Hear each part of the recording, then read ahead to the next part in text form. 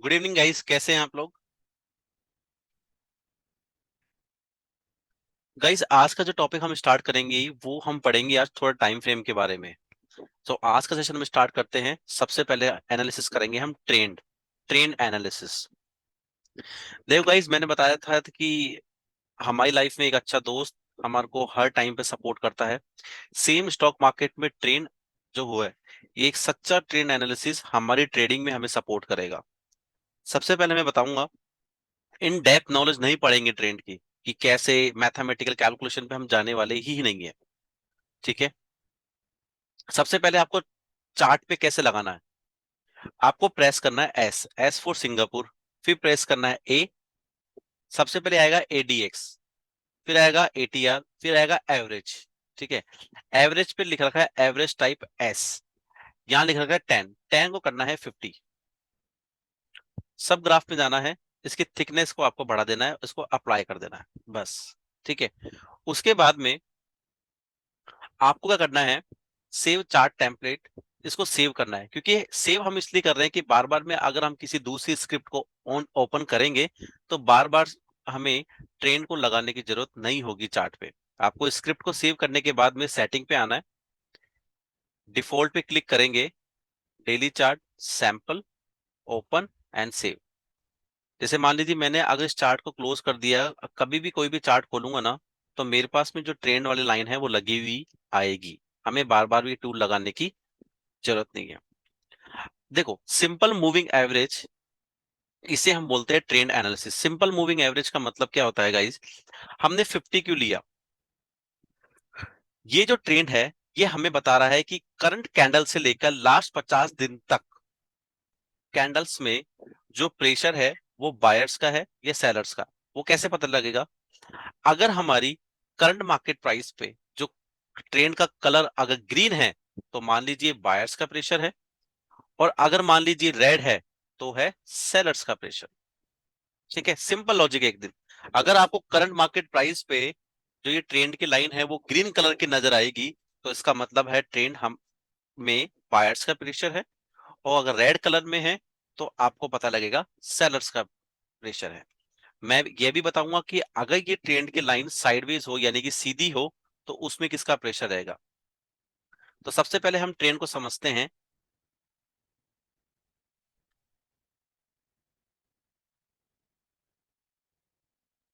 हमें क्या करना है गाइस, करंट मार्केट प्राइस से डेली टाइम फ्रेम की करंट मार्केट प्राइस से लास्ट 7th कैंडल तक काउंट करना है। अभी तो हम काउंट करके देखेंगे, बाद में बिना काउंट करके ही हमें पता लग जाएगा। 1, 2, 3, 4, 5, 6, 7। ठीक है। ये जो 7th कैंडल आई है ना, इस पे हम कंट्रोल वी से एक वर्टिकल लाइन आएगी, इस पे रख देनी है 7th कैंडल के ऊपर। ठीक है। जहां पे ट्रेंड की लाइन इस वर्टिकल लाइन को इंटरसेप्ट कर रही है, मतलब जहां से वो काट रही है, वहां पे हमें करना है हॉरिजॉन्टल लाइन। ठीक है। अब आप एक चीज देखिए,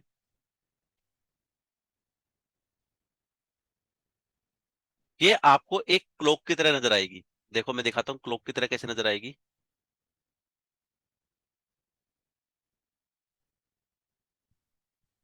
ये देखिए, क्या मैं कह सकता हूँ जो हमारी क्लॉक होती है उसके 12,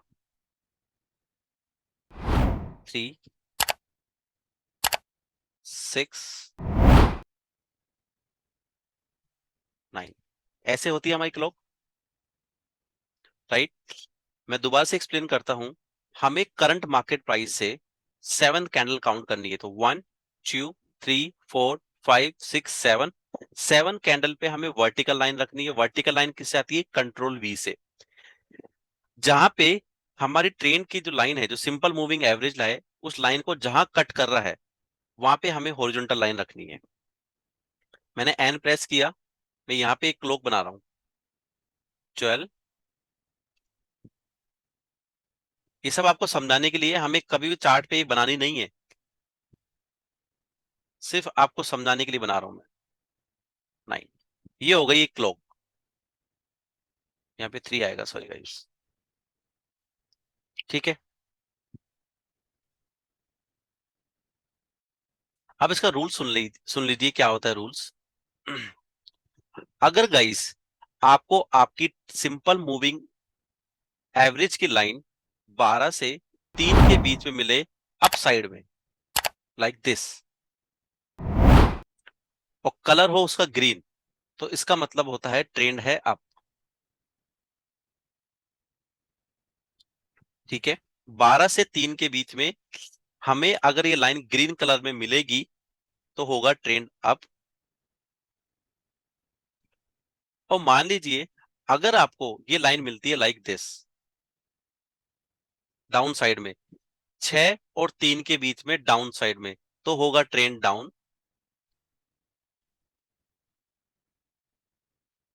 और अगर हमें हमारी सिंपल मूविंग एवरेज आपको मिलती है फ्लैट, फ्लैट कैसे, ऐसे, कभी रेड कभी ग्रीन, इक्वल टू 3, 3 के आसपास में एकदम सीधी सी लाइन मिलती है, तो इसे हम बोलेंगे ट्रेंड को साइडवेज।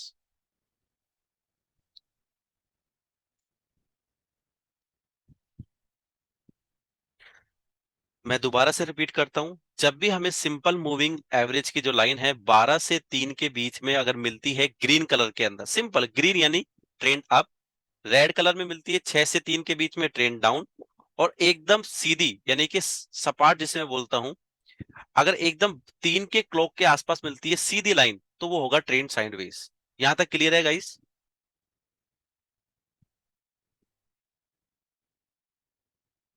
हाँ मैं दिखाऊंगा अभी आपको, अभी प्रैक्टिस करेंगे। देखो मैं दोबारा से इसको करता हूं। सेवंथ कैंडल, 1, कंट्रोल वी से लेके आया, 2, 3, 4, 5, 6, रख दी। हॉरिजॉन्टल लाइन रखनी है मुझे जहां पे हमारी सिंपल मूविंग एवरेज की लाइन वर्टिकल लाइन को कट कर रही है, जैसे कट कर रही है इस पॉइंट पे, मैंने यहाँ पे इधर हॉरिजॉन्टल लाइन रख दी। एन प्रेस करके मैं आपको क्लॉक दिखाता हूँ, 12, 3, 6, और ये 9, ये मेरी क्लॉक हो गई। अब ये बताइए गाइस, जो सिंपल मूविंग एवरेज की जो लाइन है,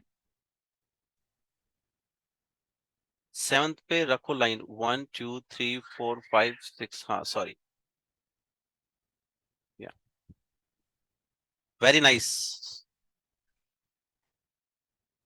इससे पता लगता है कि कौन क्लास में कितना एंटिटिव है। देखो गाइस, गलती हमसे भी हो सकती है, बट अगर आप फोकस होकर क्लास देखोगे तो आप हमारी भी गलती फाइंड आउट कर सकोगे। ठीक है, अब ये बताइए गाइस, जो हमारी सिंपल मूविंग एवरेज की जो लाइन है वो कहां पर है? क्या मैं बोल सकता हूं वो 12 से 3 के बीच में है? और अगर 12 से 3 के बीच में है, कलर क्या है, ग्रीन, तो यहाँ पे ट्रेंड क्या होगा? अप ट्रेंड, बिल्कुल सही। चलो और देखते हैं हम स्टॉक्स, कुछ प्रैक्टिस करते हैं। अब यहां देखो, मैं अगर क्लोक नहीं लगाऊं तो कोई बता सकता है कि ट्रेंड कैसा है? बिना क्लोक लगाए बताओ। कोई, मैं सेवंथ कैंडल पे हम मेरी वर्टिकल लाइन नहीं रख रहा और ना हॉरिजॉन्टल लाइन रख रहा हूं।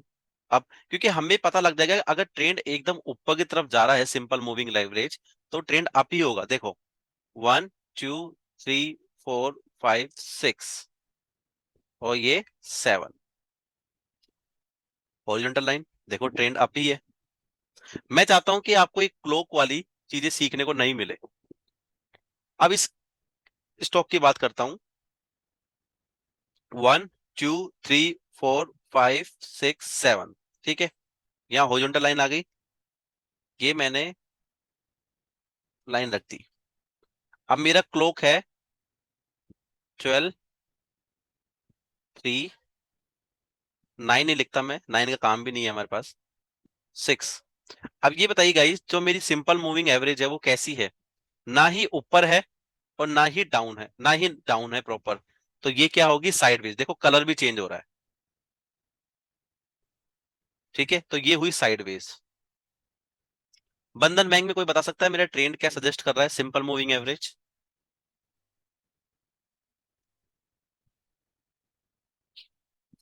बंधन बैंक के अंदर 1 2 3 4 5 6 7,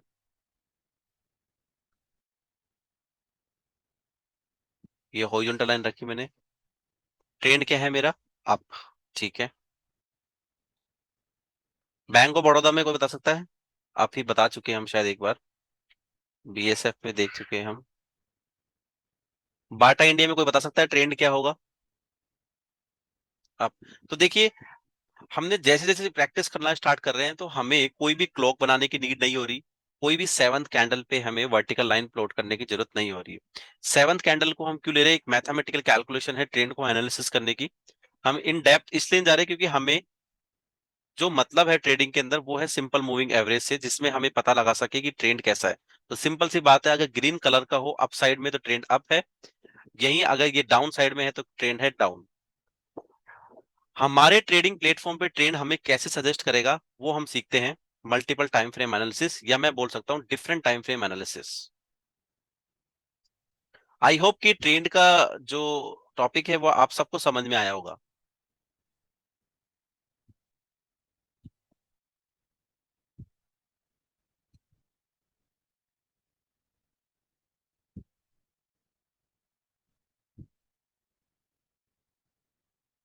and guys I am repeating again, आप लोगों को इसके नोट्स पक्का बनाने होंगे, बहुत इंपॉर्टेंट क्लासेस है। देखो गाइस, अब मैं बात करता हूं कि आप कितने कौन से तरीके के ट्रेडर बनना चाहोगे। पहले हम सीखते हैं हमारा ट्रेडिंग पर्पस क्या है। देखो मार्केट के अंदर जो ट्रेडिंग पर्पस है वो सबका क्या है? पैसा कमाना, राइट। बट मैं कहता हूं कि पैसा कमाना पहला जो टारगेट होगा वो होगा पैसिव इनकम। कि जहां हम जॉब कर रहे हैं पहले वहां करते रहें, एक पैसिव इनकम आना स्टार्ट हो। Passive income in the sense कि अगर आपके छोटे मोटे खर्चे भी निकल रहे हैं तो वो एक पैसिव इनकम है। यहाँ मैं इंट्राडे स्विंग कोई बात नहीं करूंगा फिलहाल, वो डिपेंड करेगा आपकी एक्यूरेसी पे शशांक। ठीक है। तो सबसे पहले हमारा जो मकसद है ट्रेडिंग के अंदर आने का, कि हमें एक पैसिव इनकम हमें मिले। अगर साल भर के हम कुछ अमाउंट इतना कमा ले कि जैसे मान लीजिए कोई कैंडिडेट है जिसको घूमने का बहुत शौक है, उसने लास्ट 5 साल का अपना एवरेज निकाला कि मैं 30,000 40,000 हर साल घूमने में खर्च करता हूं। अगर वही पैसे उसके ट्रेडिंग से आते हैं तो उसको डबल खुशी होगी। मान लीजिए कई कैंडिडेट है जिसको किसी भी चीज का अलग तरीके का शौक है, या मान लीजिए घूमने फिरने का, खाने पीने का, कुछ भी चीज का एक्स वाई जेड मान लीजिए, तो एक टेंशन फ्री अमाउंट अगर वो स्टॉक मार्केट से कमाता है तो दैट्स गुड। धीरे धीरे वक्त के साथ में जैसे जैसे वो अपनी ट्रेडिंग में स्किल्स में बेहतरीन करता रहेगा, वैसे वैसे हो सकता है कि वो इतनी इनकम तो ट्रेडिंग से कमा ले जितनी वो जॉब से। जैसे जैसे मान लो कि जॉब के साथ में और ट्रेडिंग के साथ में सेम इनकम आ रही है, तो उसके बाद में आप जॉब क्विट करना है, रनिंग रखना is totally up to you. और मैं तो ये मानता हूं कि मैं आपको कभी सजेस्ट नहीं करूंगा कि जॉब छोड़ो, क्योंकि ये सब चीजें जो राइट्स होते हैं ये होते हैं आपके पेरेंट्स के। ठीक है। कि पेरेंट्स के साथ में हर चीज आपको डिस्कस करनी चाहिए। मैं ऐसा कर रहा हूँ, कोई भी घर पे आपके बड़े हो जो समझदार हो उनसे आप डिस्कस कर सकते हो इन चीजों को। बट अभी के लिए जब तक स्टॉक मार्केट से आपकी इनकम नहीं आ जाती कि जितनी आप सैलरी कमा रहे हो कंटिन्यूअसली 1 ईयर तक, तब तक आपको जॉब क्विट करने की जरूरत नहीं है। ठीक है। अब देखो, हमारा जो ट्रेडिंग पर्पस है, वो हमारा ट्रेडिंग पर्पस क्या हो सकता है? देखो, ट्रेडिंग पर्पस जो होगा वो टोटली डिपेंड करेगा आपके एक्सपीरियंस पे। ठीक है। अब मान लीजिए आपने अच्छे से कोर्स को किया, कोर्स करने के बाद में आपने पेपर ट्रेडिंग करके एक्यूरेसी भी मिलना स्टार्ट हो गई। ड्यूरिंग द लर्निंग टाइम आपने मान लीजिए इंट्राडे ट्रेड भी करी, स्विंग ट्रेड भी की, शॉर्ट टर्म इन्वेस्टमेंट भी किया, लॉन्ग टर्म इन्वेस्टमेंट भी किया। तो आपके पास में एक, मैं कहूंगा कि एक रिजल्ट होगा। अगर आप उस हर ट्रेड को नोट डाउन करके लिखोगे कि यार मेरी जो एक्यूरेसी है कौन सी ट्रेड पे ज्यादा अच्छी बैठ रही है, राइट। जैसे मान लीजिए कई ऐसे कैंडिडेट है जो जॉब कर रहे हैं, हो सकता है उनकी इंट्राडे ट्रेडिंग अच्छी ना हो कि स्विंग ट्रेडिंग अच्छी हो। कोई मान लीजिए स्टूडेंट है जो डेली मार्केट को अच्छा टाइम दे रहे हैं, हो सकता है उनकी इंट्राडे ट्रेडिंग अच्छी हो। कई ऐसे कैंडिडेट है जो लॉन्ग टर्म में कैंडिडेट उनकी ट्रेडिंग अच्छी हो। तो हम ट्रेडिंग जो पर्पस होता है वो टोटली डिपेंड करता है आपके एक्सपीरियंस में। पहला जो ट्रेडिंग पर्पस होता है वो होता है आवरली इनकम ट्रेड, या मैं कह सकता हूं डेली आवरली इनकम ट्रेड। जो कैंडिडेट स्कैल्पिंग करके ही पैसा कमाते हैं। स्कैल्पिंग मतलब कि 2-5 मिनट के लिए ट्रेड में एंटर हुए और वापस से एग्जिट कर गए, इसे हम शॉर्ट बोलते हैं HIT। या मैं बोल सकता हूँ स्कैल्पिंग।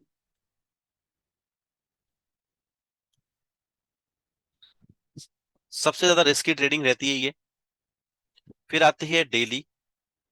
इसमें रिस्क भी मैं बताऊंगा कितना रहता है। डीआईटी, मतलब कि आप सुबह 9 9 बजे या सॉरी 9:15 पे या 10 11 बजे मार्केट में एंटर हुए, और 3 साढ़े 3 बजे मार्केट से एग्जिट, इंट्राडे में बोल सकता हूँ। ये है वीकली इनकम ट्रेड। इसका मतलब गाइस ये है कि आप हर वीक में ट्रेडिंग की पोजीशन बना रहे हो, और वो ट्रेड आपको रिजल्ट दे रही है हर 4 से 5 दिन में, जिसे हम बोलते हैं स्विंग ट्रेडिंग। फिर आती है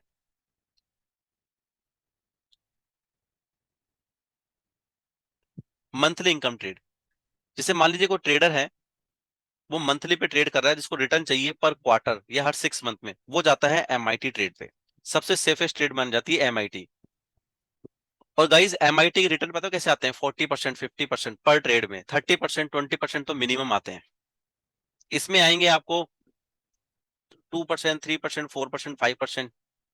इसमें 8 to 9 रहता है। इसमें 10 to 15 रहता है, बट इसमें तो परसेंटेज इतना मिलता है, मैं आपको बता नहीं सकता। आप ग्रुप के अंदर मेरी कोई भी ट्रेड उठाओ, ठीक है, कोई भी XYZ, रिसेंट डिमांड उठा के देख लो, आप जहां से सजेस्ट की थी और जहां पे चल रही है उसका परसेंटेज आप देख लेना।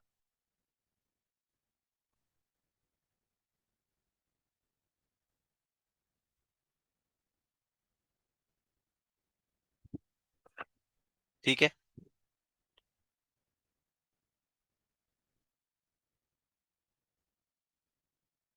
तो ये हमारे ट्रेडिंग पर्पस होते हैं।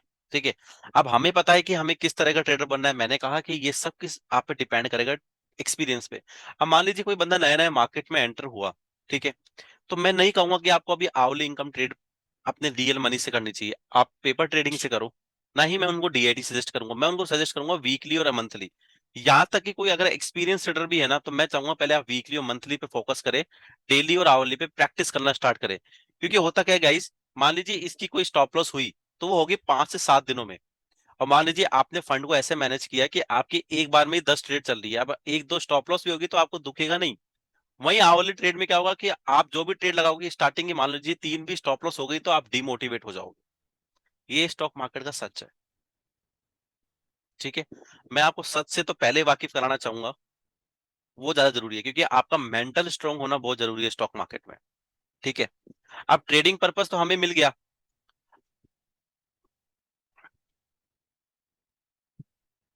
ठीक है, अब मैं इन शॉर्ट लिखूंगा HIT, DIT, WIT और MIT। ठीक है, अब इसमें हम मल्टीपल टाइम फ्रेम एनालिसिस को कैसे करेंगे, तो हमें 3 तरह के टाइम फ्रेम चाहिए। जैसे मैंने कहा मल्टीपल, मल्टीपल मतलब सिंगल तो चाहिए नहीं, कितने चाहिए? 3 टाइम फ्रेम। किसी भी ट्रेड को एग्जीक्यूट करने के लिए, एग्जीक्यूट इन द सेंस, किसी भी ट्रेड को लेने के लिए हमें 3 टाइम फ्रेम का सपोर्ट चाहिए होगा। पहला टाइम फ्रेम होगा हायर टाइम फ्रेम, जिसे मैं शॉर्ट में बोलूंगा HTF।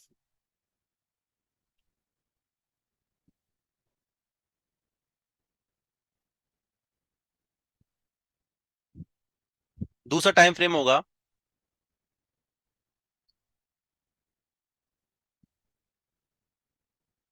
इंटरमीडिएट टाइम फ्रेम, मैं शॉर्ट में बोलूंगा ITF। फिर मेरा तीसरा टाइम फ्रेम होगा लोअर टाइम फ्रेम, जिसमें इन शॉर्ट बोलूंगा LTF।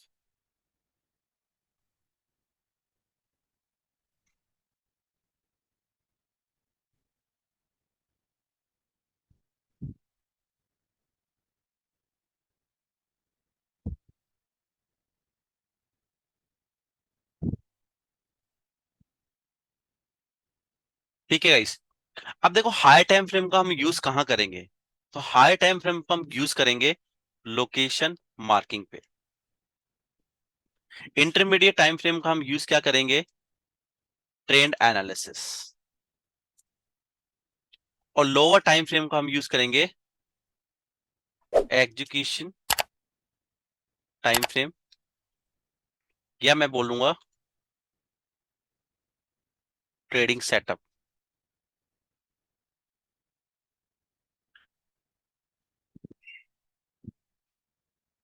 ठीक है। अब लोकेशन मार्किंग के लिए गाइस, इसका फॉर्मूलाज क्या होगा वो अभी हम सीखेंगे। अभी हम एक चीज सीखे हैं, अगर मेरे को monthly income trade find out करनी है तो हमें मंथली पे लोकेशन मार्क करनी पड़ेगी, वीकली पे ट्रेंड को चेक करना है, ट्रेंड क्या कह रहा है, और डेली पे हमें ट्रेडिंग का सेटअप बनाना है। WIT में वीकली इनकम ट्रेड में हमें सेम, वीकली पे हाई टाइम फ्रेम पे हमें वीकली का चाहिए होगा डिमांड जोन, डेली पे हम ट्रेंड को एनालिसिस करेंगे 75 मिनट, 60 मिनट, 125 मिनट या फिर 240 मिनट, इन पे जाके हमें चेक करना है ट्रेडिंग सेटअप। अगर इनमें से कहीं भी सेटअप ना मिले तो हम देखेंगे डेली पे। DIT में डेली पर हम लोकेशन की मार्किंग करेंगे, उसके साथ में 75 और 60 मिनट पे हम ट्रेंड को एनालिसिस करेंगे, और 5 मिनट और 3 मिनट के अंदर हम ट्रेडिंग सेटअप बनाएंगे। और HIT के अंदर गाइस 60 मिनट, 75 मिनट पे हम लोकेशन को मार्क करेंगे, 15 मिनट के टाइम फ्रेम पे हम ट्रेंड को चेक करेंगे, और 5 मिनट और 3 मिनट पे हम ट्रेड को लेंगे। डेली के अंदर 5 नहीं, 15 मिनट और 5 मिनट के टाइम फ्रेम को लेने वाले हैं। आप इसको एक बार अच्छे से रीड कर लो। मैं आपको 2 मिनट का टाइम दे रहा हूँ क्योंकि मैं आपके क्वेश्चन करने वाला हूँ, और जिसको भी डाउट हो मुझे बताना, मैं दोबारा एक्सप्लेन करूंगा।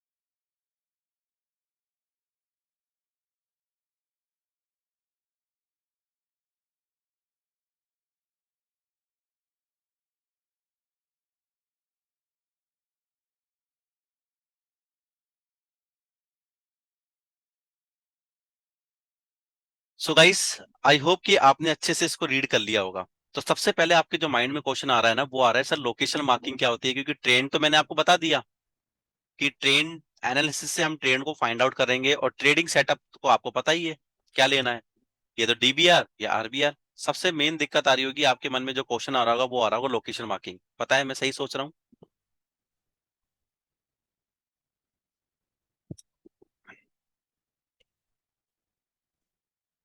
ठीक है। तो गाइस सीखते हैं how to mark the location.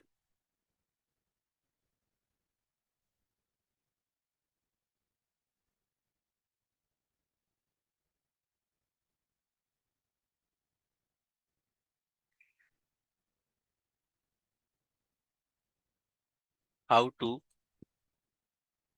Mark the location, इसके कुछ पॉइंट्स है गाइस, मैं ये लिखना चाहूंगा। हमें क्या करना है, start from the current market price,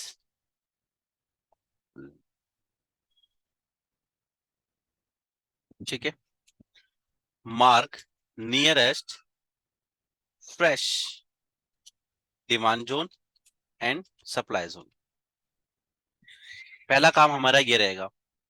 second, divide the area between three equal part from proximal line of demand zone to proximal line of the supply zone by using retracement tools। retracement tools क्या होता है वो मैं बताऊंगा आपको। Third point, use retracement tool to find out the position of the price।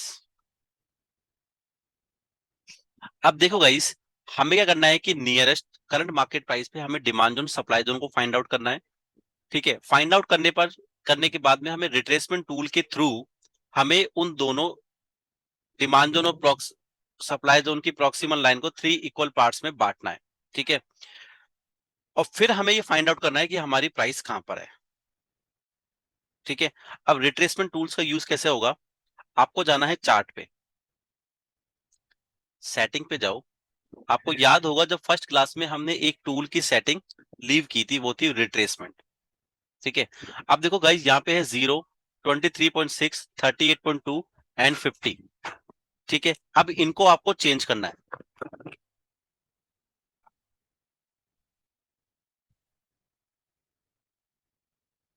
ठीक है, अब आपको चेंज करते हुए आपको क्या करना है, आपको करना है इसको इक्वल। कैसे करना है? Delete, delete, delete, delete. 100 को रखना है, बाकी सबको डिलीट करना है आपको। अब आपको ऐड करना है 33.33। ओके। ऐड करना है 66.66। क्योंकि अगर हमें किसी एरिया को तीन भागों में बांटना है तो हम इसी रिट्रेसमेंट सीरीज से बांट सकते हैं। पहला एरिया होगा 33.33, दूसरा होगा 33.33 टू 66.66 और 66.66 टू 100। हमें रिट्रेसमेंट कलर को करना है ब्लैक, बिकॉज हमारा जो बैकग्राउंड है वो है व्हाइट। रिट्रेसमेंट टूल्स का जो एग्जिट पॉइंट मैंने बताया है कि हमें किसी एरिया को बांटने के लिए, इक्वल पार्ट्स में बांटने के लिए हम रिट्रेसमेंट टूल्स का यूज करते हैं। वो कैसे, मैं आपको शो करता हूं। जैसे मान लीजिए मैंने बोला कि मेरे को मंथली इनकम ट्रेडर बनना है। ठीक है, can bank. Monthly income trader बनने के लिए मेरे को क्या करना है गाइस? पहला रूल्स है, लोकेशन की मार्किंग करनी है। और आपको पता है कि लोकेशन की मार्किंग जो होती है उसका रूल्स क्या है? Start from the current market price, mark nearest fresh demand zone, supply zone. तो मुझे सबसे पहले अगर मंथली इनकम ट्रेड को मैं फाइंड आउट करने की कोशिश कर रहा हूं तो मुझे प्रेस करना है ऐप। ठीक है, करंट मार्केट प्राइस कहां पे है? यहां पे। Rules number 1, start from the current market price nearest, mark nearest fresh demand zone, supply zone. अब मैंने आपको बताया था कल की क्लास में कि हम उसी डिमांड जोन को मार्क करेंगे जिसने किसी सप्लाई जोन को ब्रीच किया हो। राइट। अब ये बताइए गाइस, इस प्राइस की जस्ट डाउन में ही डिमांड जोन है, क्या इस डिमांड जोन को मैं ले सकता हूं क्या? देखो, लैग इन कैंडल है, बेस कैंडल है और लैग आउट कैंडल है। क्या मैं इस डिमांड जोन को मार्क कर सकता हूं क्या? सौरभ का आंसर एकदम परफेक्ट है, नहीं। आप भूल गए हैं कल मैंने क्या बोला था। इसलिए तो बोलता हूँ क्लास की रिकॉर्डिंग देखना बहुत ज्यादा जरूरी है। बताएं, हम इस डिमांड जोन को क्यों मार्क नहीं कर सकते?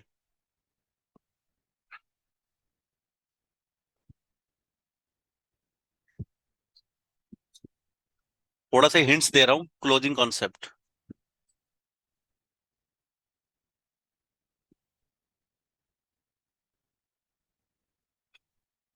वीक के नीचे है, अचीवमेंट है नहीं। यस, प्राइस का अचीवमेंट ही नहीं है। जिस एरिया में हम बाइंग करने जा रहे हैं उस एरिया का अचीवमेंट ही नहीं है। यस, किसी भी जोन को ब्रेक नहीं किया है।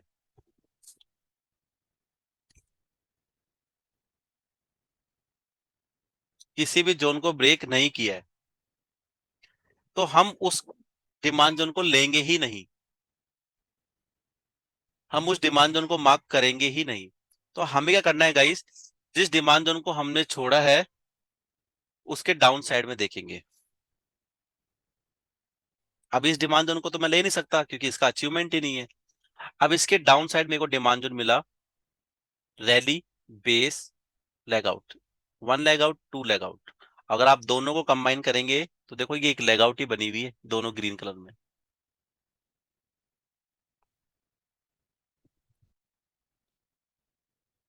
मंथली का स्ट्रांग होता है वो तो मैं सही कह रहा हूँ, बट अचीवमेंट भी तो देखनी है ना। हम एमआईटी ट्रेडर बनने जा रहे हैं सौरभ। यही तो क्वालिटी हमको फाइंड आउट करनी है। मार्केट में सब तरह की थ्योरी है, बट आई वांट कि जो क्वालिटी की थ्योरी आप पढ़ें तो उसके अंदर रिजल्ट भी आपको मिले। बताओ किसके पीछे का रीजन क्यों है? देखो, ये मंथली का टाइम फ्रेम मैंने खोल रखा है ना। अब ये बताइए गाइस, लेकिन आपने ट्रेड सेटअप डेली पे, हाँ, और ट्रेड सेटअप पे तो अभी पहुंचा ही नहीं मैं। हमें तो मंथली का सपोर्ट क्यों चाहिए, वो मैं आपको नेक्स्ट सेशन तक सब चीज क्लियर हो जाएगी आपकी। ये क्लास के अंदर मैं आपको सिर्फ लॉजिक ही बताने वाला हूँ। और जब आप प्रैक्टिस करेंगे ना गाइस, मैं चाहता हूँ इन 4 से 5 दिन में जब आप प्रैक्टिस करें ना, तो आपके पास में मल्टीपल क्वेश्चन हो मेरे से पूछने के लिए।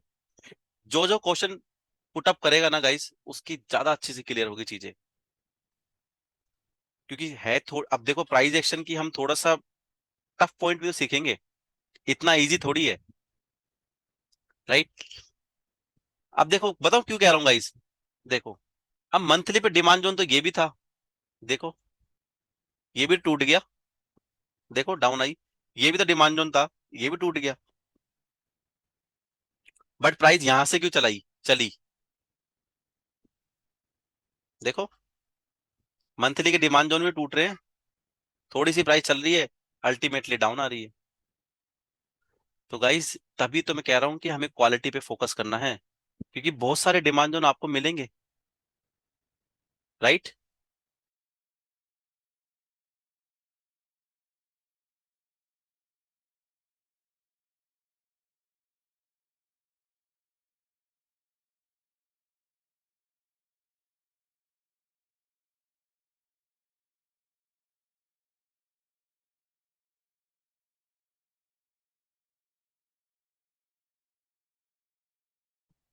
तो गाइस ये जो हम स्टडी, आप कोई सी भी कर लो मार्केट की, सारी स्टडी थोड़ी चल सकती है। मैं आपको इसलिए तो फोकस कर रहा हूँ क्योंकि कोई भी स्टूडेंट ये भी तो पूछेगा सर ये और भी डिमांड जोन बने थे, ये टूटे क्यों, क्योंकि मैं इसके टूटने का रीजन भी तो बताऊंगा।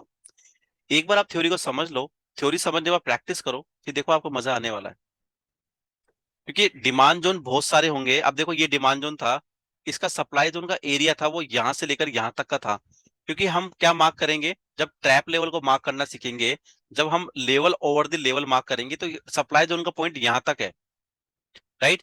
अब देखो प्राइस इस सप्लाई जोन से डाउन आ रही है, तो हमें पता है कि इस डिमांड जोन का अचीवमेंट ही नहीं है, चाहे इसका ले लो चाहे इसका ले लो। तो ये तो ब्रीच होंगे ना, होंगे हो गए ना, देखो ब्रीच एक बार में ही। इस वाले डिमांड जोन के अचीवमेंट थे प्राइस को यहां ले जाने के, इसलिए प्राइस यहां आके फिर यहां गई, यहां आके फिर यहां गई। आपको किसी भी प्राइस एक्शन को समझने के लिए थोड़ी सी डीप नॉलेज स्टार्टिंग में करनी होगी। मैं चाह रहा हूं कि जो डीप नॉलेज आपको दूं, तो उसको कुछ ना कुछ जो मैंने रूल्स एंड रेगुलेशन बनाए हैं, थोड़ा सा आपको बता दूं, ताकि आपको ज्यादा मेहनत करने की जरूरत ना पड़े। उसमें से सिर्फ क्वालिटी चीजों को आप फाइंड आउट करना स्टार्ट कर दो। देखो कई दो तरह की ट्रेडिंग होती है, एक तो आप खुद सीखो कि यार ये डिमांड जोन टूट रहा है, इसका रीजन क्या है। एक मैं बता रहा हूँ उसका रीजन ये है। जब आपको रीजन पता लग गया, तो आप उस चीज पे फोकस करिए। उसमें बेनिफिट क्या होगा, आपका टाइम सेव हो रहा है।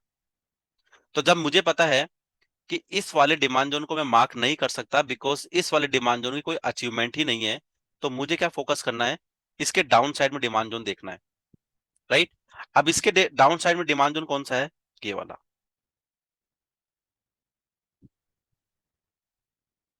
ठीक है, तो ये मिल गया मुझे demand zone plus closing concept. अब आपको ऐसे चार्ट पे लिखना होगा। क्लोजिंग कॉन्सेप्ट कैसे, वो मैं आपको शो करता हूं। अब देखो गाइस, इस वाले डिमांड जोन ने इस सप्लाई जोन को तोड़ा, देखो बिना बेस कैंडल और सप्लाई जोन है, इसको तोड़ा। या आप इसको और थोड़ा स्क्रॉल डाउन करोगे तो यहाँ पे एक सप्लाई जोन था, देखो ऐसे। इसकी जो लाल लाइन है मैं यहाँ मार्क कर देता हूँ।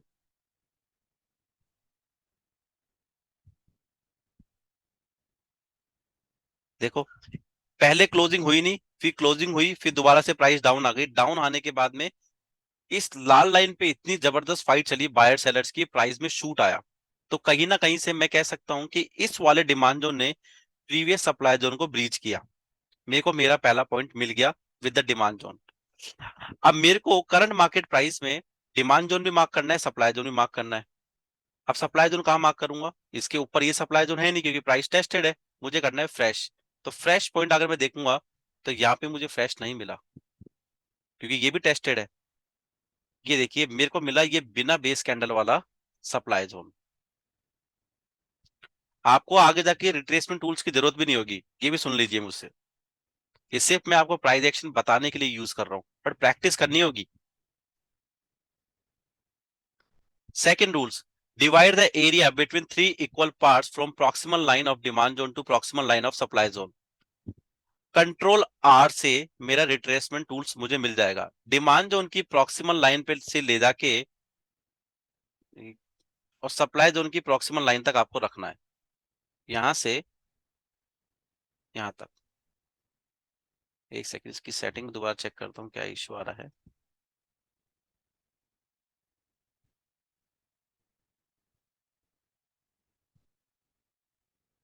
स्नैप टू प्राइस को एक बार आप अनचेक करना, कंट्रोल आर। हाँ, आप स्नैप टू प्राइस को अनचेक कर देना गाइस। अब देखो मेरे पास में तीन एरिया आ गया, 1 2 3, आ गए ना तीन इक्वल पार्ट्स। किसी भी, मान लीजिए आपके पास में 100 गज की प्रॉपर्टी है, आपको तीन भागों में बांटना है, तो कैसे बांटोगे?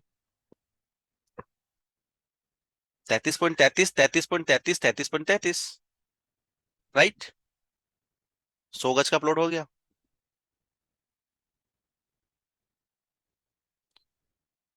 ठीक है, तो हमने इस एरिया को तीन इक्वल पार्ट्स में बांट दिया। अब इस इक्वल पार्ट्स को क्या बोलते हैं वो हम सीखेंगे। देखो गाइस, रिट्रेसमेंट टूल से मार्क करने के बाद में जब भी प्राइस आपको, अगर आपको 100% से ऊपर मिलती है, तो इसे हम बोलते हैं very high on the curve. In short में बोलूंगा VHOC। अगर आपको प्राइस 100 से 66 के बीच में मिलती है, तो इसे हम बोलेंगे high on the curve, HOC। अगर आपको प्राइस यानी करंट मार्केट प्राइस 66 और 33 के बीच में मिलती है, तो इसको हम बोलेंगे इक्विलिब्रियम, शॉर्ट में EQB। फुल में लिख देता हूं, EQUILIBRIUM,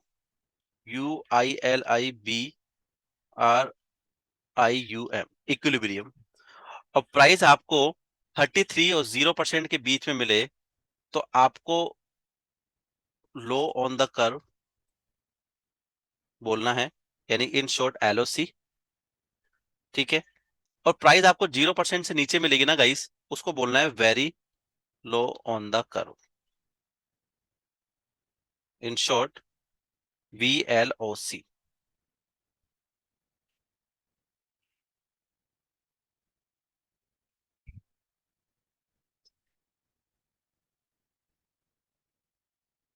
ये मेरी करंट मार्केट प्राइस।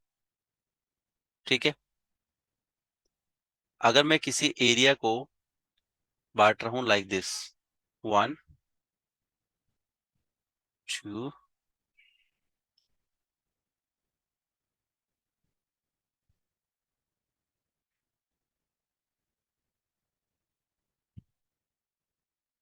और ये मान लीजिए मेरा डिमांड जोन है, और ये मान लीजिए मेरा सप्लाई जोन है। करंट मार्केट प्राइस से मैंने डिमांड जोन को मार्क किया और सप्लाई जोन को मार्क किया, तो ये हुई मेरी नीली वाली CMP, करंट मार्केट प्राइस।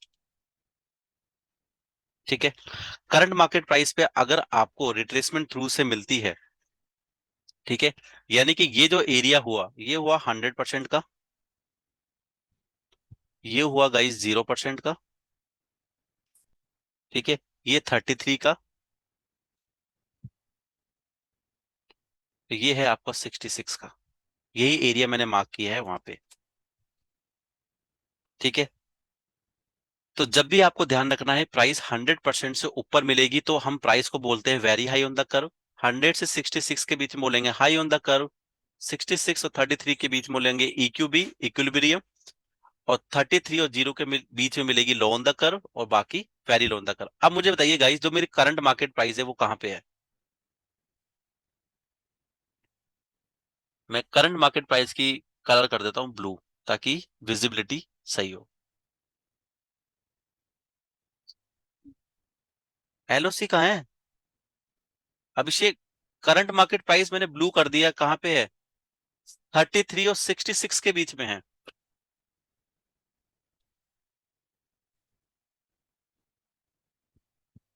मैंने लिखा हुआ भी है साफ साफ।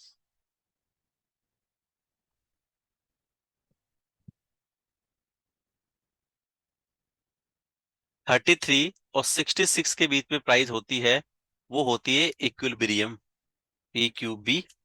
66% और 100% के बीच में होती है हाई ऑन द कर्व।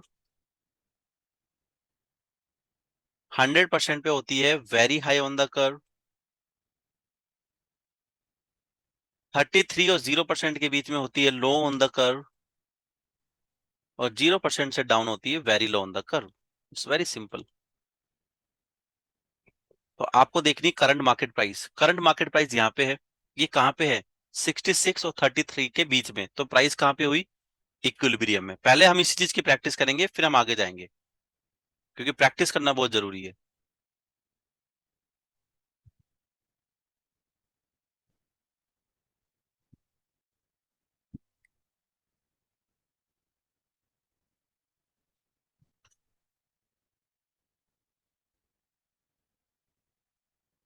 वो वीकली था, मैं एक बार लेके चलता हूँ आपको मंथली, वो वीकली पे, ठीक है। अब वीकली इनकम ट्रेड में बनने जा रहा हूं, तो मुझे लोकेशन कहाँ मार्क करनी है? सिंपल, वीकली इनकम ट्रेड है, वीकली पे लोकेशन मार्क होगी। लोकेशन मार्क का रूल्स क्या है गाइस? करंट मार्केट प्राइस पे हमें हॉरिजॉन्टल लाइन रखनी है।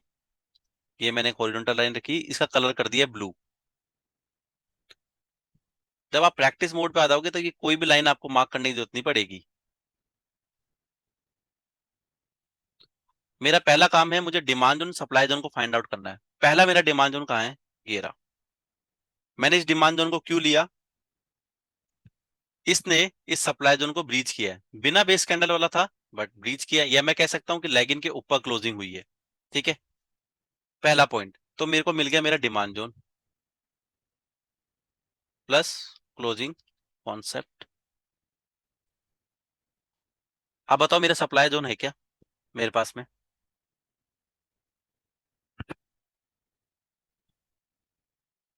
नहीं।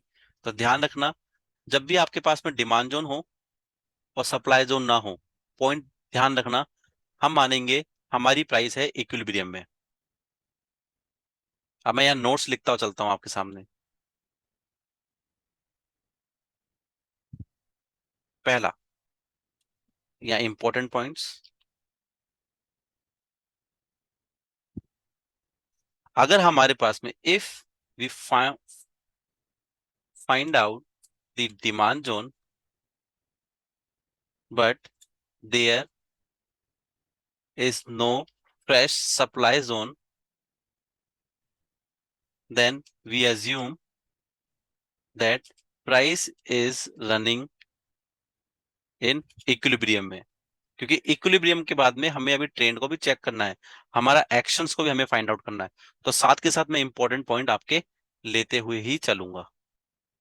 ठीक है, यहां तक समझ में आया आपको? अब मान लीजिए मैं कोई दूसरा एग्जांपल लेता हूं, किस बैंक का ले लेता हूं। ठीक है,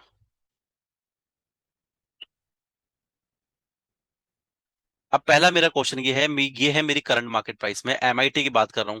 क्या मैं इस डिमांड जोन को कंसिडर कर सकता हूं क्या गाइस? पूरा लॉजिक बेस्ड क्वेश्चन है, थोड़ा सा फोकस और थोड़ा सा नहीं। सभी से आंसर चाहिए होंगे मुझे गाइस, क्लास में इतने सारे स्टूडेंट्स हैं। यस, नहीं, नहीं। देखो गाइस, मैं नहीं कर सकता। क्यों? मुझे पता है सप्लाई जोन की लाइन है वो यहां तक है, इस पॉइंट तक, और ये है मेरी रनिंग कैंडल। मान लीजिए आने वाले दिनों में सेलिंग आ गई, तो ये बेस भी तो बन सकती है। हाँ, अगर इसकी क्लोजिंग इसके ऊपर हो जाएगी, और मान लीजिए जून मंथ के बाद में जुलाई मंथ में अगर मैं इसको स्टडी करूंगा, तो मैं इस जोन को लूंगा, बट अभी नहीं। Very nice guys. अब मेरे को पता है कि जब मैं इस डिमांड जोन को नहीं ले सकता, तो उसके डाउन साइड में देखूंगा। यस, अभी क्लोज नहीं हुआ है, अब इसके डाउन साइड में मुझे पता है कि मेरी करंट मार्केट प्राइस कहाँ है। यहाँ। कलर मैं चेंज करता हूँ एक बार, ब्लू से, विजिबिलिटी के लिए।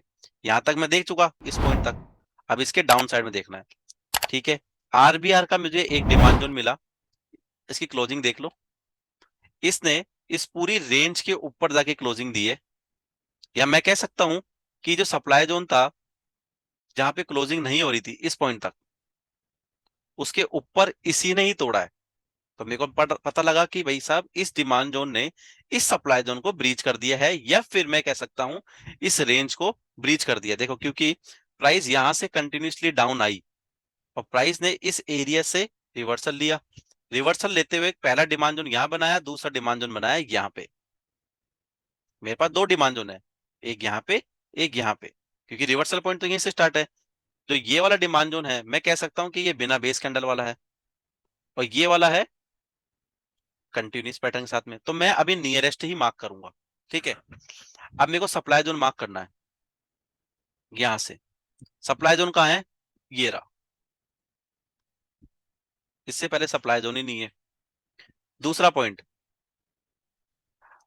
आपने अभी तक बहुत सारे डिमांड जोन मार्क करके भेजे हैं ना, अब मैं मानूंगा जिसने बेस्ट डिमांड जोन जो क्वालिटी में बता रहा हूँ ना, वो मार्क करके बताइए आप ग्रुप के अंदर। तब मजा आएगा, तब मुझे लगेगा कि एक्चुअल रनर कौन है। ठीक है, मैं सच में ही चाहता हूं कि आप सब लोग सीखें। बट देखो, सीखने के लिए गाइस मैं जब भी तो स्टार्टिंग में सबसे इजी प्रैक्टिस कराता हूं, सबसे इजी, ताकि आपको थोड़ा सा उस चीज के आप आदी बने, चीजों को फाइंड आउट करना सीखे। अभी आपको डिमांड जोन के स्ट्रक्चर आपके दिमाग में अच्छी तरीके से फिट हो गए। अब आपको फोकस करना है क्वालिटी पे, बस क्वालिटी फाइंड आउट करने में तो थोड़ा टाइम लगेगा।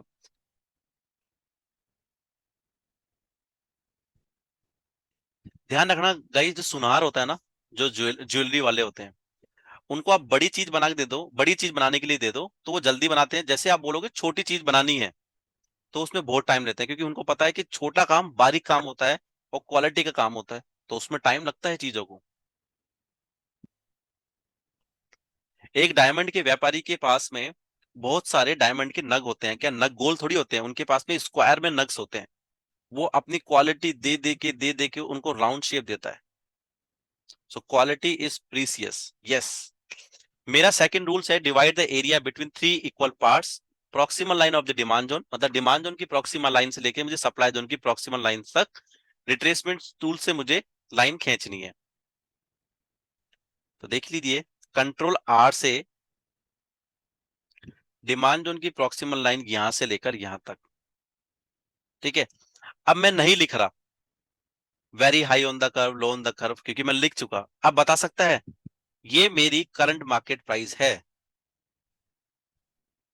तो प्राइस कहां पे है अभी। सिंपल सा ध्यान देना है आपको, प्राइस आपकी है 33 और 0% से नीचे, बीच में। अभिषेक का आंसर एकदम परफेक्ट है, ये है लो ऑन द कर्व। 66 और 33 के बीच में होता है इक्विलिब्रियम, 66 100 के बीच में होता है हाई ऑन द कर्व, और 100 से ऊपर हाई ऑन द कर्व के आगे वेरी लगा दो बस, very high on the curve. और 0 से नीचे लो on the curve, very low on the curve, simple. तो अभी मेरी प्राइस क्या है, लो ऑन द कर्व। ठीक है, टेंशन मत लीजिए, प्रैक्टिस कर रहे हैं ना आपको। अब देखो गाइस, सच्ची सच्ची बताना कि दूसरे एग्जाम्पल तक काफी चीजें क्लियर हो रही है ना। पहले तो थोड़ा सा टिपिकल लगा होगा आपको, बट दूसरे एग्जाम्पल तक चीजें धीरे धीरे आपको समझ में आ रही है। टाइम लगता है, हर चीज में टाइम लगता है।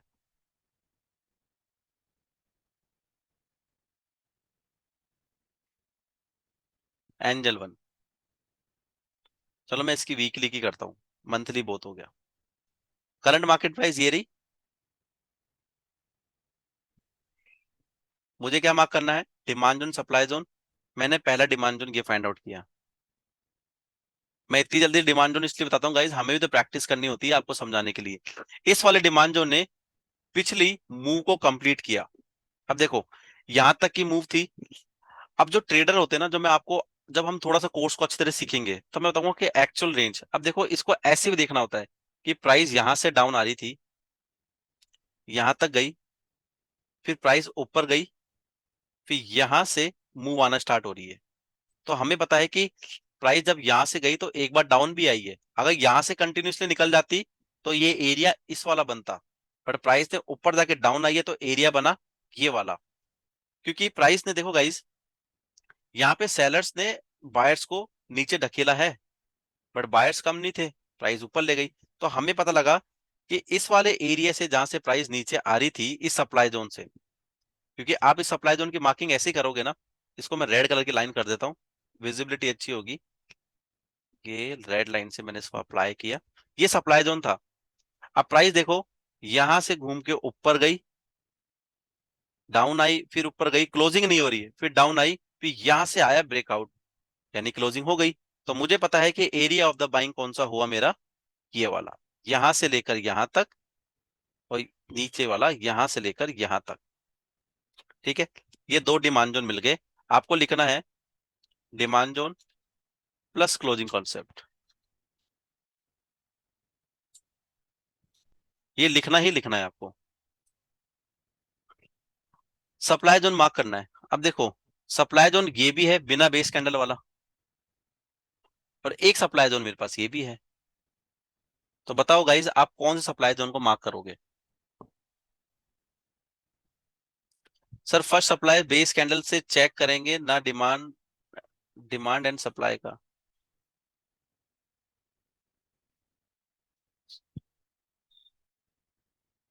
हाँ बिल्कुल, हम करंट मार्केट प्राइस से चेक करेंगे Shashank, demand zone supply zone को फाइंड आउट करने को।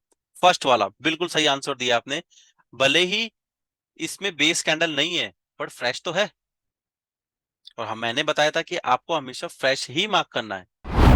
ठीक है, दूसरा पॉइंट क्या होता है, मुझे थ्री इक्वल पार्ट्स में इसको डिवाइड करना है। कंट्रोल आर से डिमांड जोन की प्रॉक्सिमल लाइन से लेकर सप्लाई जोन की प्रॉक्सिमल लाइन तक मेरे को लाइन खींचनी है। अब आप बताइए गाइस, मेरी करंट मार्केट प्राइस कहाँ पे है? यहाँ पे। तो प्राइस मेरी कौन से पोजीशंस पे है? मैं लिख इसलिए नहीं रहा, क्यों लिख दूंगा तो आप बता ही दोगे। 100 से 66 के बीच में है। तो क्या हुआ? HOC, yes, high on the curve. ठीक है, यहां तक सबको आई होप क्लियर हो गया होगा रिट्रेसमेंट टूल्स की मार्किंग कैसे करनी है। सबको क्लियर है गाइज यहां तक?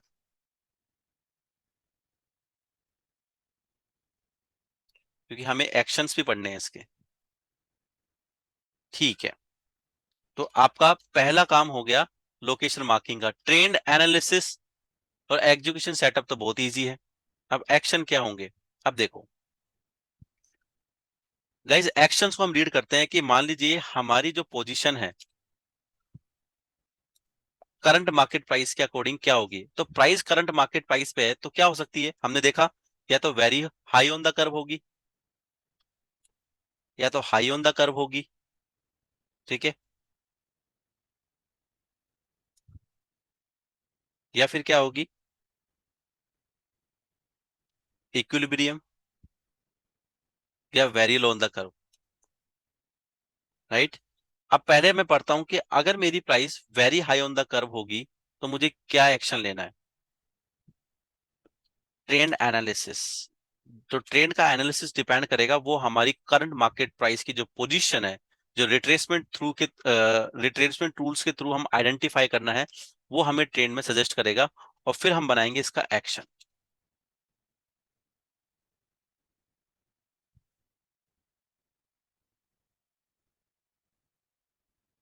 अब मान लीजिए आपको प्राइस मिलती है guys very high on the curve, तो इस केस में पता क्या करना है आपको, ट्रेंड एनालिसिस को आप छोड़ सकते हैं, the go without trend analysis.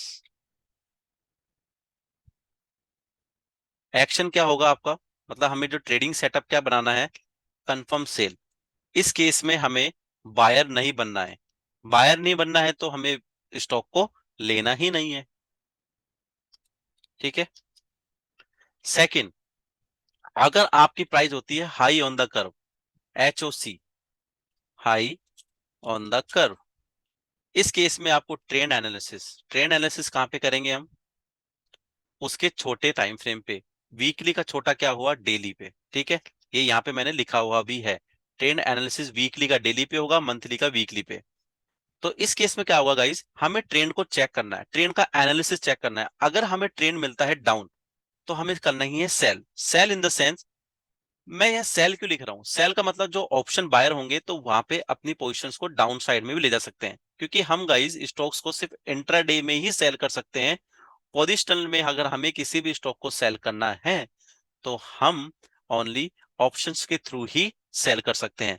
Cell in the sense कि अगर हम इक्विटी ट्रेडर हैं तो हमें ये पोजीशन को ट्रेड नहीं करनी। तो यहां लिख रहा हूं, as a equity trader we will not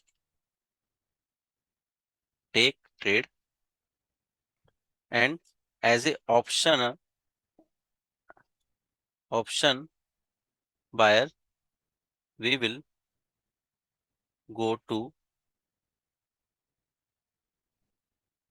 take put call. ये पुट कॉल क्या होती है, ये सब आपको मैं आने वाली क्लासेस में बताऊंगा, सेम इसके अंदर। ठीक है। अब दूसरा केस होता है, मान लीजिए आपको price high on the curve में मिली, बट आपको जो ट्रेंड मिला ना गाइस वो मिला अप, या फिर मिल सकता है आपको ट्रेंड साइडवेज। क्योंकि हमने ट्रेंड की कितनी एनालिसिस सीखी थी, तीन। या तो ट्रेंड अप होगा, डाउन होगा, साइडवेज होगा, इसके अलावा कुछ होगा नहीं। तो जब भी आपको price high on the curve मिले और ट्रेंड मिले आपको अप या साइडवेज, तो आपको क्या करना है, इग्नोर। मतलब कि आपको वो ट्रेड लेने ही नहीं है। तो देखिए, एज ए इक्विटी ट्रेडर हम यहाँ पे ट्रेड नहीं बना सकते, बट ऑप्शन ट्रेडर हम ट्रेड बना सकते हैं। बट इस केस के अंदर ना हम एज ए इक्विटी और ना ही एज ए ऑप्शन ट्रेडर, इसमें हमें ट्रेड बनानी ही नहीं है। ठीक है।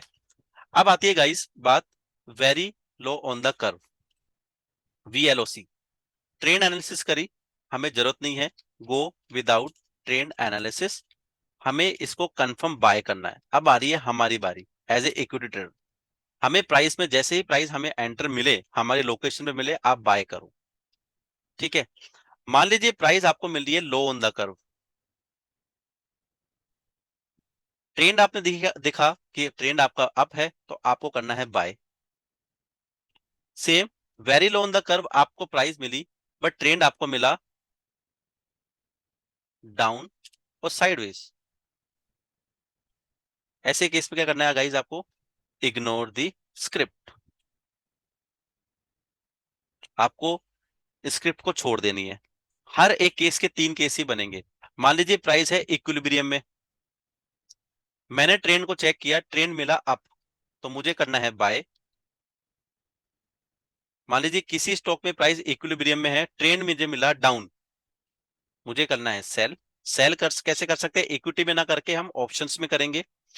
मान लीजिए प्राइस आपको किसी स्टॉक में मिलती है इक्विलिब्रियम में और ट्रेंड मिला आपको साइडवेज, तो आपको क्या करना है, इग्नोर।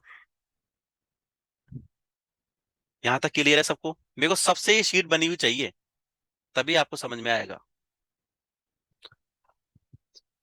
और इंपॉर्टेंट पॉइंट जो कि मैंने यहां लिखा था, वो मैं यहां लिख देता हूं एक बार, कि अगर हमें कोई भी फ्रेश सप्लाई जो नहीं मिलता है तो हम ये मानेंगे कि हमारा जो ट्रेंड है, हमारी जो प्राइस है वो है इक्विलिब्रियम में। इक्विलिब्रियम में जाके हमें चेक करना है ट्रेंड एनालिसिस, ट्रेंड एनालिसिस के बाद में बनाना है एक्शन, और एक्शन में हम फाइंड आउट करेंगे ट्रेडिंग सेटअप। ठीक है। हम वही स्टॉक्स में देखते हैं, जैसे मैं पहले बात करता हूँ एंजल वन की।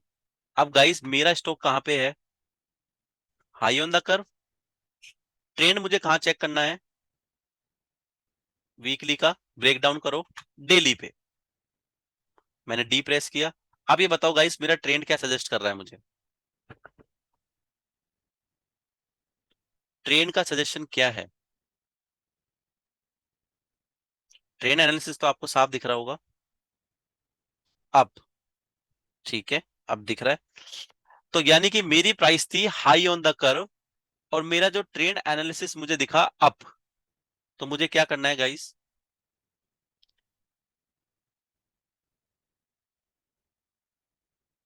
हमें इस स्क्रिप्ट को छोड़ देना है। मतलब हम इसमें कोई भी बाइंग एंड सेलिंग नहीं करेंगे। यहां तक समझ में आया सबको? Please confirm.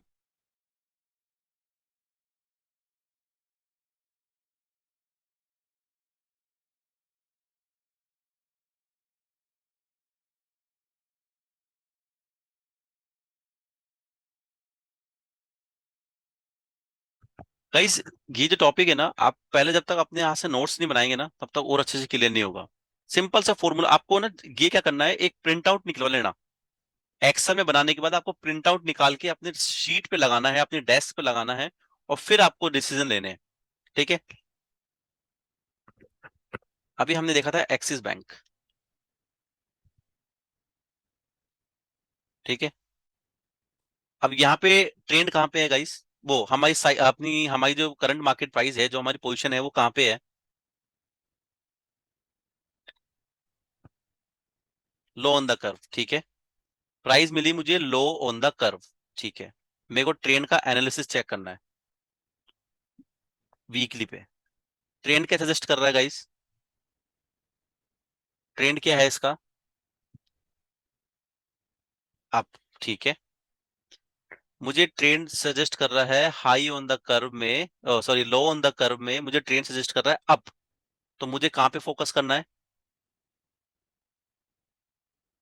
बाय पे। अब ये देखो, बाय कहाँ करना है? बाय आपको करंट मार्केट प्राइस पे नहीं करना है। आपको पता है बाय कहाँ करना है गाइस? जहां आपने लोकेशन को मार्क किया था। अब मंथली पे लोकेशन मार्किंग की जो लाइन है, मैं इसको थोड़ा सा चेंज करता हूं, डैश डॉट डैश से। इसका कलर मैं ले लेता हूँ गाइस एक बार के लिए, ग्रीन।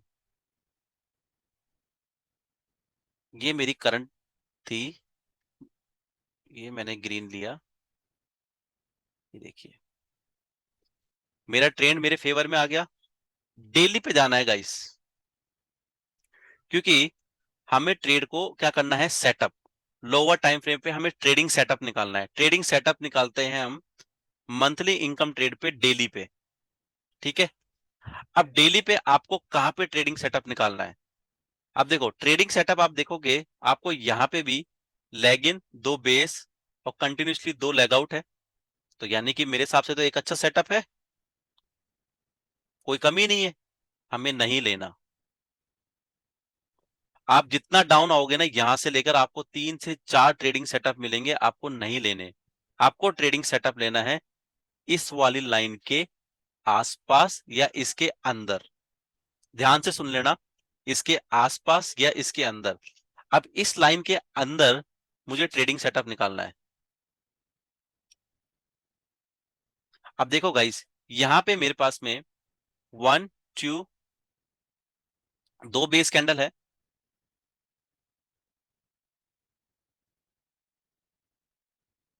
ये देखो, यहाँ पे दो बेस कैंडल है, एक लेगिन कैंडल है। तो मेरा पहला सेटअप हुआ यहां से लेकर यहां तक, वही मार्किंग सेम होगी, हाईएस्ट बेस्ड। और दूसरा ट्रेडिंग सेटअप हुआ मेरा यहां से लेकर यहां तक। क्योंकि आप देखोगे इस लेगिन के बाद में सिग्निफिकेंट गैप के साथ में बेस कैंडल है, तो ये लेग आउट कैंडल ही होगी। तो मेरे पास में हर एक लोकेशन में कितने भी ट्रेडिंग सेटअप मिल सकते हैं। तो मुझे क्या करना है गाइस, इस जो लोकेशन मार्किंग है, इसके अंदर ही मुझे मेरे ट्रेडिंग सेटअप को फाइंड आउट करना है। ट्रेडिंग सेटअप वही है, डीबीआर या आरबीआर। सिंपल। हमें क्लोजिंग क्लोजिंग नहीं देखनी है फिर, क्योंकि क्लोजिंग हम क्या कहां देख चुके हैं। यस, कोइंसाइडिंग जोन हमें लेने हैं, क्योंकि हमने क्लोजिंग कॉन्सेप्ट ऑलरेडी चेक कर लिया है बड़े टाइम फ्रेम पे। बट हमें जो ट्रेडिंग सेटअप निकालना है, वो इसके अंदर कोइंसाइडिंग निकालना है। इसके बाहर हम कहीं भी सेटअप नहीं देखेंगे, क्योंकि इसके पीछे एक बहुत बड़ा लॉजिक है, वो आपको आने वाली क्लास में आपको एक्सप्लेन करूंगा। अभी क्योंकि हमें, सर प्राइस इतना नीचे आएगी तो ट्रेंड फिर चेंज होगा, बिल्कुल अच्छा क्वेश्चन किया। मेरा सेकंड क्वेश्चन यही था आप लोगों से, कि मान लीजिए अगर गाइस, अब देखो, लॉजिक दिखाता हूं मैं आपको। मेरे को पता है जहां मेरी लोकेशन मार्क की है, वो जो है 0% से डाउन। 0% से डाउन है, very low on the curve. अब मान लीजिए प्राइस यहां से जब डाउन आएगी मेरे एरिया के अंदर, तो प्राइस का ट्रेंड चेंज होगा। बिल्कुल सही क्वेश्चन है आपका। जब प्राइस का ट्रेंड चेंज होगा, तो प्राइस मेरी कौन सी लोकेशन पे आ रही है? Very low on the curve. और very low on the curve में, ये देखो वीएलओसी में, go without trend analysis, we can go with the confirm buyer. मतलब हमें जब भी प्राइस हमारे इस एरिया के अंदर आएगी, तो हमें ट्रेंड को अवॉइड करना है और डायरेक्टली एंट्री लेनी है। एंट्री स्टॉप लॉस मैं आने वाली क्लास में क्लियर करूंगा आपको, एंट्री कहाँ रखनी है, स्टॉप लॉस कहाँ रखनी है, क्योंकि उससे पहले हमें सपोर्ट रेजिस्टेंस का पढ़ना बहुत ज्यादा जरूरी है, क्योंकि सपोर्ट रेजिस्टेंस के अकॉर्डिंग ही हम हमारी एंट्री स्टॉप लॉस की लाइन को आइडेंटिफाई करेंगे। तो यहां तक आपका सेकंड जो डाउट्स था वो क्लियर हो गया होगा, कि मान लीजिए जब हमने ट्रेड को सेटअप किया तब तो ट्रेंड हमारे फेवर में था, बट जैसे ही प्राइस डाउन आने लगी तो हमने देखा हमारा ट्रेंड तो चेंज हो गया। मान लीजिए हमारा ट्रेंड तो चेंज हो गया वीकली पे, ये साइडवेज हो गया, ये डाउन हो गया, बट गाइस जैसे ही प्राइस हमारे फेवर में आएगी, हमारी मार्क्ड लोकेशन पे आएगी, तो वो क्या हो जाएगी, very low on the curve, यानी कि 0% से डाउन हो जाएगी। और 0% से डाउन होने के बाद में मुझे पता है वो very low on the curve में जाती है, very low on the curve में हमें गो विदाउट ट्रेंड एनालिसिस, तो हमें चाहिए, तो ट्रेंड को हम अवॉइड करते हैं। इफ इन केस अगर ट्रेंड हमारे फेवर में है और प्राइस भी very low on the curve में है, तो और अच्छी बात है। समझ में आया आपको कॉन्सेप्ट? बहुत अच्छा क्वेश्चन उठाया आपने सौरभ, ये मेरा क्वेश्चन मैं आप लोगों से पूछता, बट आपने पहले ही बता दिया।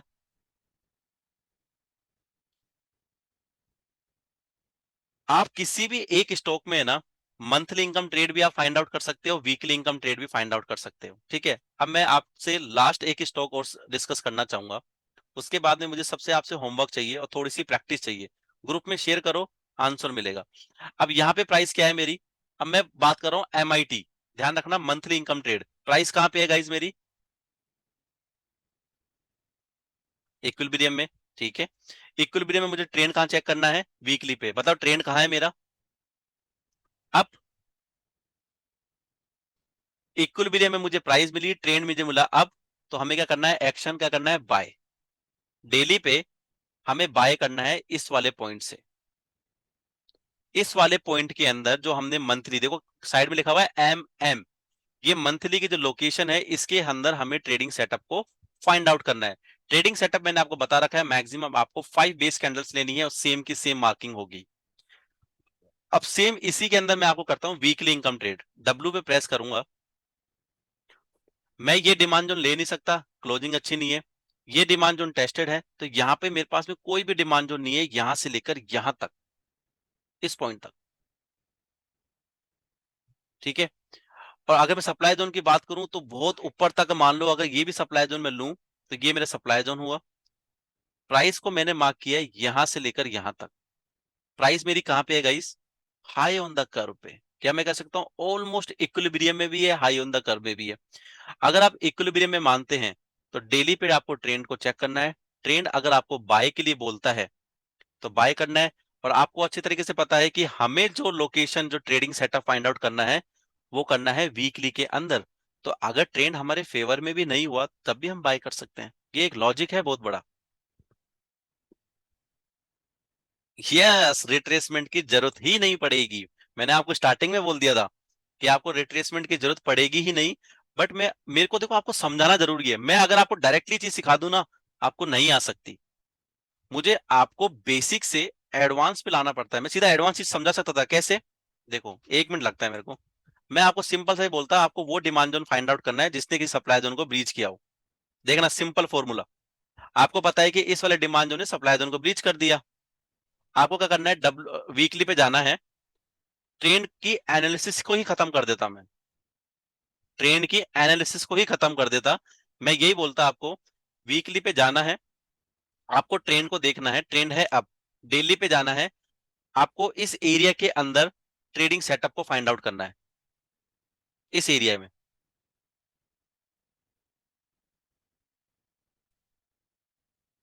तो आप देखो कितनी इजीली फाइंड आउट, बोला हाँ सर ये रहा डिमांड जोन, एक डिमांड जोन ये रहा, एक डिमांड जोन ये रहा, हो गया,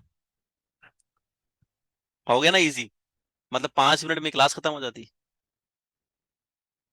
कौन सा हेडिंग, मुझे 2 से 3 लेवल आराम से मिल ही जाएंगे, देख लो, आप कोई सा भी स्टॉक उठा लो। ये अभी हमने कौन सा डिस्कस किया था, एंजल 1, देखो, बट मैं चाहता हूँ कि आपको हर चीज का एक लॉजिक पता होना चाहिए। ये मंथली पे गया, मैं सॉरी वीकली पे गया, मैंने यही जोन मार्क किया था, मुझे सिंपल सा क्या करना है, इस जोन को मार्क करना है, सप्लाई जोन ब्रीच हो गया, ठीक है, मेरे को कोई भी सप्लाई जोन नहीं मार्क करना, डेली पे गया, ट्रेंड मेरा अप है, ठीक है, मुझे 125 मिनट पे देखना है, 240। जैसे मैं यहाँ पे जाऊंगा चेंज इंटरवल पे, कोने पे गया, यहाँ पे एक ऑप्शन आ रहा है 125 में प्रेस करूंगा, 30 दिन सिलेक्ट करूंगा। अब देखो, इसके अंदर मुझे डिमांड जोन फाइंड आउट करना है। अब मैंने ये ऑप्शन दे रखा है, अगर आपको 125 अच्छा ना लगे, आप डेली पे चेक कर लो। अब आप डेली पे देखोगे बिना बेस कैंडल के साथ में आपके पास में डिमांड जोन है, आप इसको ले लो। Story end. Very simple concept. चाहे कैन बैंक उठा लो आप, सबके अंदर यही थ्योरी है। पर मैं चाहता हूं आप एक कंप्लीट प्रोसेस से निकले। कोइंसाइडिंग का मतलब क्या होता है ये आपको आने वाली क्लास में बताऊंगा, क्योंकि पूरा टॉपिक ही उसी पे। कोइंसाइडिंग का मतलब ये है कि जहां हम लोकेशन को मार्क कर रहे हैं ना गाइस, उसके अंदर हमें ट्रेडिंग सेटअप को फाइंड आउट करना है। ट्रेडिंग सेटअप क्या है? डीबीआर या फिर आरबीआर। जैसे मान लीजिए मैंने ये मंथली का सेटअप निकाला, सिंपल समझो इसको, सिंपल क्लोजिंग कॉन्सेप्ट मुझे मिल गया। मुझे कोई सप्लाई जोन नहीं देखना, मेरे को देखना डिमांड जोन। वीकली पे ट्रेंड चेक किया, अप है। डेली पे गया, मुझे इस पॉइंट पे मुझे ट्रेडिंग सेटअप को फाइंड आउट करना है। अब मेरे को अच्छे तरीके से पता है कि अगर प्राइस यहां पे आएगी तो मुझे बाय करना है, बट बाय क्यों करना है, ये है उसका रीजन। इसलिए मैं आपको इस प्रोसेस से गो थ्रू करना चाहता था कि सर, हम जब प्राइस इतना डाउन आएगी उसके पीछे का रीजन क्या है। उसके पीछे का रीजन है ये सब चीजें। इसलिए मैं आपको डायरेक्टली ले जाना नहीं चाहता था। तो सिंपल प्रोसेस ये है गाइस, आपको लोकेशन को मार्क करो, और जो ट्रेडिंग सेटअप आपको निकालना है वो इसके अंदर ही निकालना है, दैट्स इट। यही है आज के क्लास का मेन टॉपिक। समझ में आया सबको? और इंटरेस्टिंग लगा? सब सोच रहे होंगे सर आप डायरेक्ट ही बता देते ये चीजें। बट गाइज, अगर मैं आपको डायरेक्टली बता देता और किसी क्लास में क्वेश्चन उठा लेता कि सर ऐसा क्यों, तो मुझे तब भी तो ये एक्सप्लेन करना पड़ता, राइट? तो मैं चाहता था कि आप पहले इस प्रोसेस से निकले, ताकि आपको एक्चुअल पॉइंट पता लगे कि सर ये सब चीजें क्यों कर रहे हैं। अब मान लो गाइस, आपने कोई सेटअप निकाला, ठीक है, जैसे मान लीजिए अशोक लीलैंड का, क्योंकि अभी तो मैंने WIT MIT की बात की है, अभी तो DIT की बात नहीं, क्योंकि DIT के अंदर हमें क्या करना है कि ट्रेन को फेवर में लेना ही लेना है। हमारे दोस्त के बिना हमारी गाड़ी नहीं चलेगी उस टाइम पे। ये देखो वीकली है, मैंने कुछ भी नहीं देखा, प्राइस मेरी कहाँ है, यहाँ पे है, ठीक है। डेली पे गया, अब मान लीजिए प्राइस यहां से डाउन आएगी, तो मैं अगर सिंपल सा बोल देता कि आपको इस लोकेशन के अंदर ही आपको बाय करना है, तो सबसे पहले मैं मानता हूं सौरभ ही क्वेश्चन उठाता कि सर क्यों। या मैं मान लेता हूँ विशाल जी क्वेश्चन उठा ले, सर क्यों। वो क्यों पढ़ाने के लिए मेरे को ये पढ़ाना होता आपको। तो मैंने क्या किया, पहले यही पढ़ाया, ताकि आप में से कोई भी क्यों वाला क्वेश्चन नहीं उठाए। तो सिंपल सा, अब देखो गाइस, मैं आपको घुमा फिरा के, इन द सेंस, हर चीज को टॉपिक को क्लियर करते हुए मैंने चीज बताई, तो आपको लास्ट में सबसे इजी तरीके से समझ में आई। अगर पहले ले जाता तो समझ में नहीं आता। बस आपको इतना सा फोकस करना है कि जहां हमारी लोकेशन मार्किंग है, वहीं हमारी ट्रेडिंग की मार्किंग होगी, वहीं हमें सेम सेटअप फाइंड आउट करना है। लोकेशन की मार्किंग क्यों कर रहे हैं, ये बहुत अच्छा क्वेश्चन होगा, वो आने वाली क्लास में बताऊंगा, क्योंकि उसके पीछे बहुत बड़ी महाभारत हमें पढ़नी है। I hope you like this session, and आपको काफी चीजें समझ में आई होगी। बट ध्यान रखना, मुझे सबसे ये नोट्स, ठीक है। So till then, take care and bye.